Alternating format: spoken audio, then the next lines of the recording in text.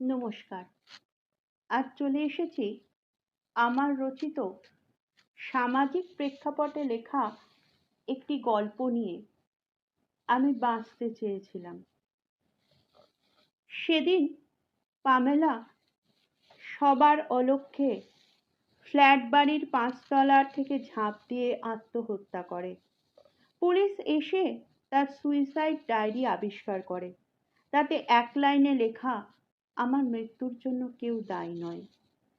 মা বাবার একমাত্র মেয়ে পামেলা স্বাচ্ছন্দ্যেই মানুষ। ছোট থেকে আকাশ দেখতে ভালোবাসতো ও। আকাশ যেন ওকে টানতো। এয়ার হোস্টেস হওয়ার বাসনা ধীরে ধীরে পামেলার এই আকাশ প্রীতিকে আরো বাড়িয়ে দেয়। কাছ থেকে দেখার জন্য আকাশকে তার আকাঙ্ক্ষা বাড়তে থাকে। ইংলিশ মিডিয়ামের শিক্ষিতা সুন্দরী পামেলার এয়ার হোস্টেসের চাকরি অনেক সহজলভ্য হয়ে যায়। এয়ারলাইন্সের এয়ার হোস্টেস হয়ে সে দেশ হতে দেশে উড়ে বেড়াতে থাকে। এই এরোপ্লেনেই তার সঙ্গে পরিচিত হয় এক তরুণ ইন্ডাস্ট্রিয়ালিস্টের। আলাপ আলাপ থেকে প্রেম, প্রেম থেকে বিয়ের প্রতিশ্রুতি দিয়ে মাঝে মাঝে লিভ ইন করা। বেশ কাটছিল দিনগুলো, কিন্তু বাদ সাধল পরিস্থিতি। এরোপ্লেন কোম্পানিগুলো কর্মী ছাঁটাই শুরু করলো। পামেলাও এই ছাঁটাই হওয়া কর্মীদের একজন হয়ে গেল। ২-৩ বছরে তার লাইফস্টাইল বেশ পরিবর্তন হয়ে গেছিল। দামি ড্রিঙ্কস, ড্রেস, খাদ্যাভ্যাস সবকিছুতেই বিলাসিতার ছাপ। এমন সময় সে তার বয়ফ্রেন্ডকে আঁকড়ে ধরে থাকতে চাইল, কিন্তু সেখানেও পেল আঘাত।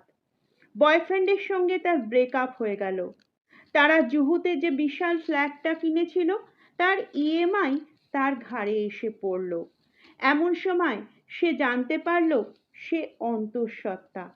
পিতা জানিয়ে দিলেন, অমন বাচাল মেয়ের থাকার থেকে না থাকা অনেক ভালো। চাকরির জন্য এদিক থেকে ওদিক ছুটে বেড়াতে লাগলো পামেলা, কিন্তু কোথাও কোনো সদুত্তর পেল না। সেদিন সন্ধেবেলা অ্যান্টিকুইটির পেক সাজিয়ে বসলো, সাথে চিকেন পকোড়া। নিজের সবচেয়ে ফেভারিট ড্রেসটা পরে নিল। তারপর হালকা মিউজিক চালিয়ে নিয়ে চলে এলো ফ্ল্যাটের ৫ তলার ছাদে। আকাশে তখন তারার মেলা। টুকরো মেঘগুলো নীল আকাশের শোভা বাড়িয়ে তুলেছে। আস্তে আস্তে ছাদের পাঁচিলের ওপর উঠল। সঙ্গে নিল সুইসাইড নোটস। তারপর ভীষণ শব্দে কমপ্লেক্সের লোক চমকে উঠল। তখনও পালস বিট শোনা যাচ্ছে। হসপিটালে ভর্তির ৪ দিনের মাথায় সে বিদায় নিল তার বর্ণময় জীবন থেকে।